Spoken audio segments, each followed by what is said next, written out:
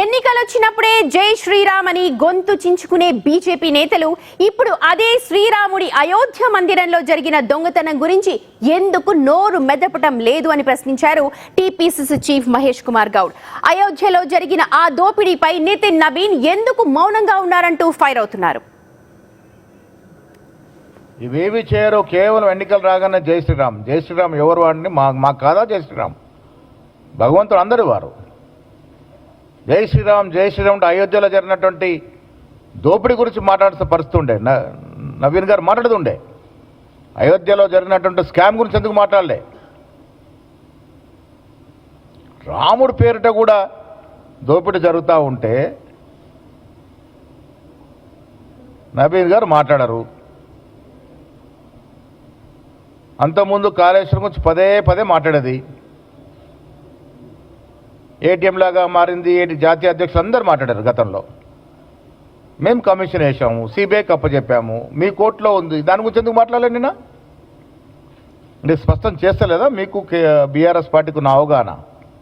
గతంలో మాట్లాడిన మీరు నిన్నెందుకు మాట్లాడలేదు? సిబిఐ విషయంలో ఎందుకు మీరు మాట్లాడలేకపోయారు? తెలంగాణలో అన్ని కులాలు మతాల ప్రజలు ఎంతో సామరస్యంగా ఉన్నారన్న ఆయన ఇక్కడ మత చిచ్చు పెట్టాలని చూస్తే అది ఎప్పటికీ సాధ్యం కాదన్నారు. కాళేశ్వరం స్కామ్ అంటూ నానా యాగి చేసిన బీజేపీ నేతలు అసలు సిబిఐకి ఫిర్యాదు చేశాక ఇప్పుడు ఎందుకు సైలెంట్ అయ్యారంటూ ప్రశ్నించారు. తెలంగాణలో బీజేపీకి అవకాశం లేదు, అసలు అవసరమే లేదన్నారు. కులాల పేరిట మతాల పేరిట రెచ్చగొడితే రెచ్చిపోయే జనం కాదు. వందల ఏళ్ల తరబడి ఇక్కడ శాంతి వాతావరణంతో కులాలు మతాలకి అతీతంగా, ప్రాంతాలకు అతీతంగా సామరస్యంగా ప్రజలు ఇక్కడ మెదులుకుంటారు.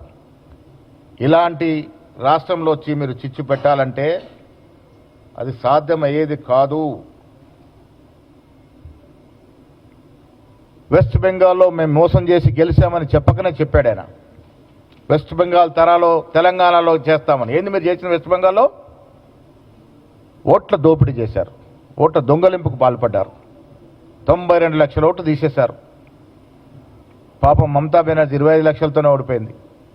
మీరు జత చేసే 30 లక్షలు మాత్రమే. బీహార్లో ఏం చేశారు? మీరు ఓటు దొంగలించారు. ఇటీవల మా మీనాక్షి నటరాజన్ సీటు దొంగలించారు. ఓట్ల దొంగలు మీరు. ఈ దేశం అంతా గ్రహిస్తూ ఉంది. తెలంగాణలో కూడా ఓట్లు దొంగలించి గెలుస్తామనుకుంటే పొరపడ్డట్టే. ఒక అధికారం ఉన్నటువంటి పార్టీ జాతీయ అధ్యక్షుడు మా రాష్ట్రంలో పర్యటిస్తే మాకేమైనా తాయిలాలు ఇస్తారేమని, కనీసం విభజన చట్టంలో హామీలైనా పూరిస్తారేమోనని, తెలంగాణకు రావాల్సిన కొన్ని వేల కోట్ల బాకీలేమైనా తీరుస్తారేమని, ఒక మంచి సందేశం ఇస్తారేమని తెలంగాణ ప్రజలు ఆశించారు. ఏం చేశారు? మీరు విషబీజం వేసే ప్రయత్నం చేశారు. బీజేపీ కేంద్ర పార్టీకి ప్రజల శ్రేయస్సు పట్టదు, పేదవాని గోడు పట్టదు. ఎలక్షన్ అయిన తెల్ల నుంచి మరో ఎలక్షన్ కోసం తాపత్రయం తప్ప. ఏదో ఒక రకంగా పర్మనెంట్గా అధికారులు ఉండాలనే తపన. మంచి మంచి చక్రవర్తులే భూగర్భంలో కలిసిపోయినటువంటి దేశం మనది.